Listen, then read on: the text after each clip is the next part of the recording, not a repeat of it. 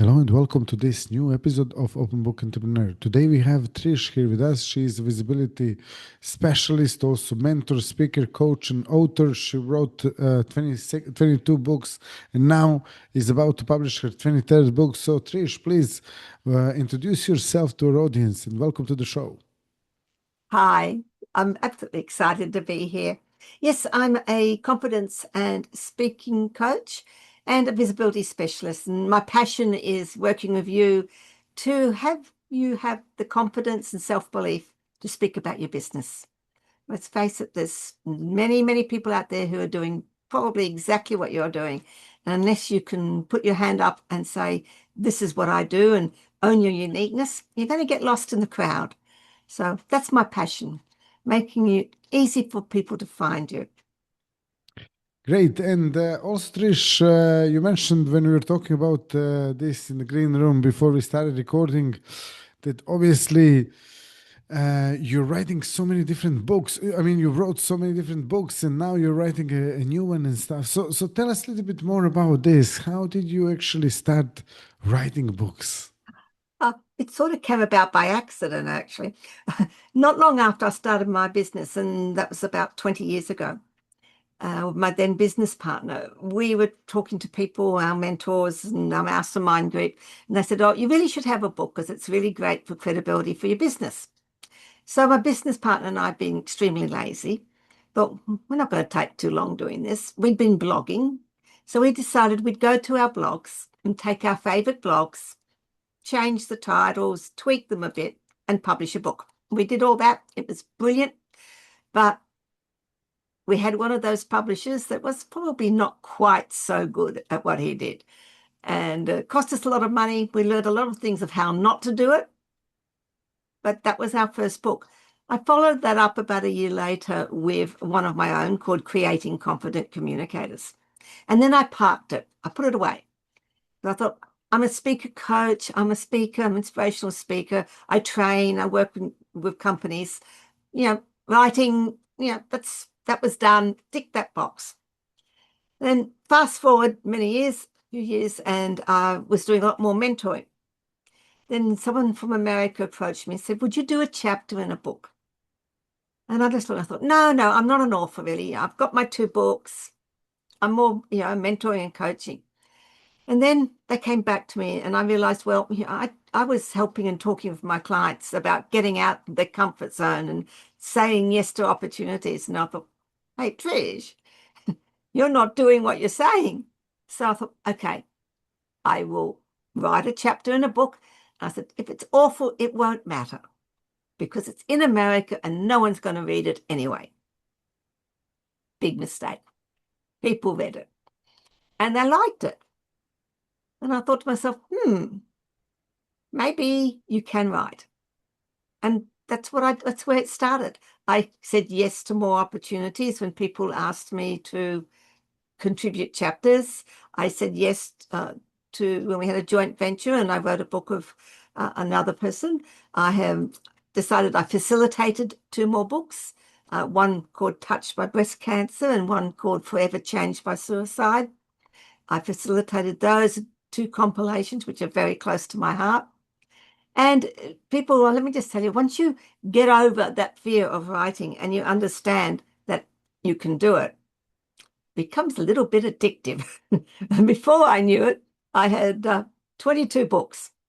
And each of them have been special. One of the reasons I write now, and I talk about when I do some of my keynotes about speaking and about writing, is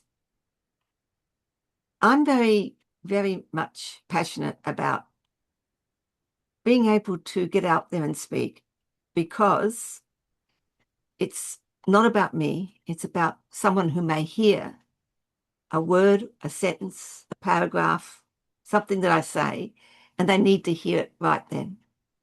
And when you write a book, it's like leaving a legacy. Books don't get thrown away. They may get passed on. They may stay on shelves.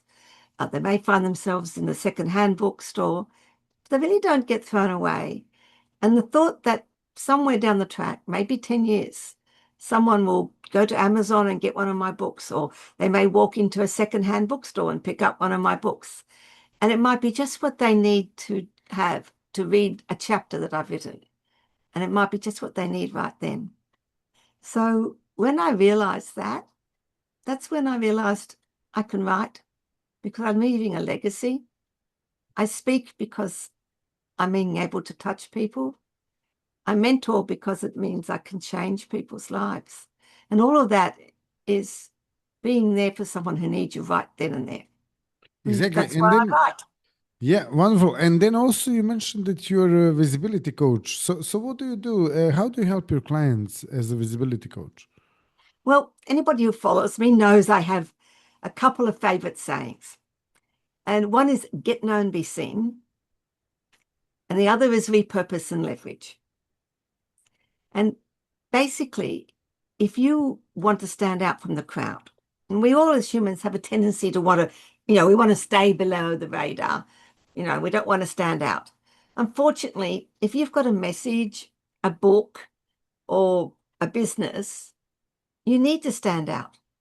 Because let's face it, there's plenty of speaker coaches, there's zillions of other coaches, loads of lawyers, accountants, tradespeople, you name it. There's loads of people doing exactly what you're doing, or in the same business. So if you want to stand out, you need to own your uniqueness and then have the courage to say, hey, this is who I am. People are not going to see people who sit down. They're going to see you if you're shining a big, huge brass light and saying, hey, here I am. So when I work with you to be visible, that's what we're doing. It's either getting up and speaking, it's being able to speak at a network meeting, it's being able to get up and do a presentation at a moment's notice, it's being able to do videos on Facebook Lives, LinkedIn, YouTube, being able to write a book or do a chapter in a book, being able to do articles, blogs, online courses, being able to get out in the media. All of those are ways of getting known, being seen, which make you visible. And the more you're visible, the more people are going to remember you. And I think nowadays it's almost like you have to do 20, I think, touch points, 12 touch points. It's a lot more. But the more times that you are seen, either as a social media post, a video you've done, talking about a speech that you've gone to or network meeting, letting people see who you are and what you do, the more they're going to remember you.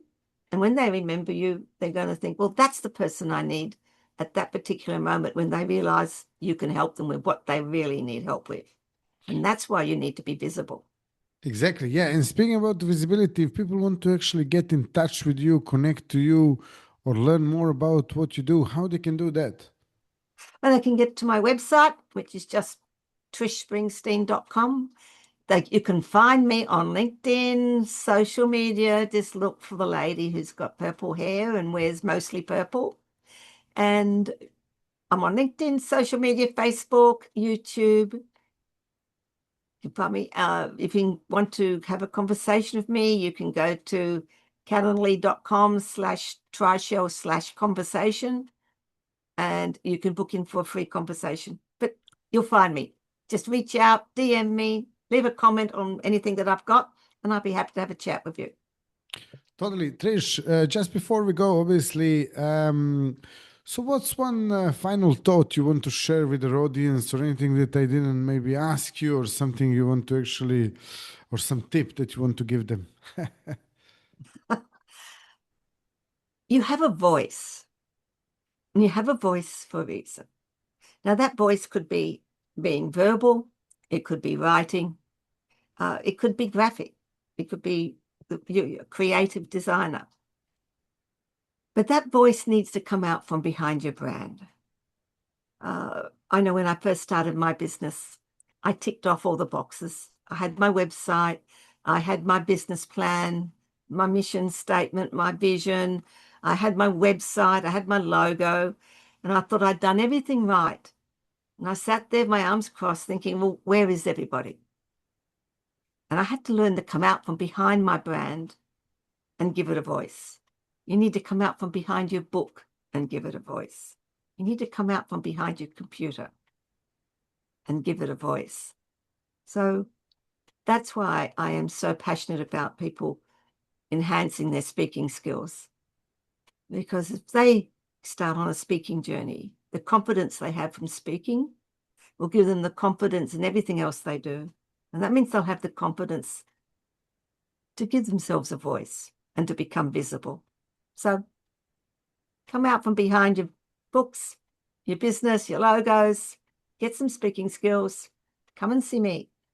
But stand up and have that courage to say, here I am.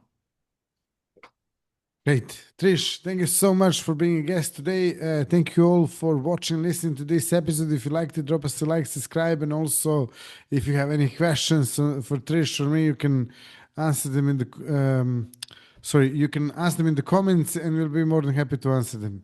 Trish, see you soon. Bye bye. Thank you.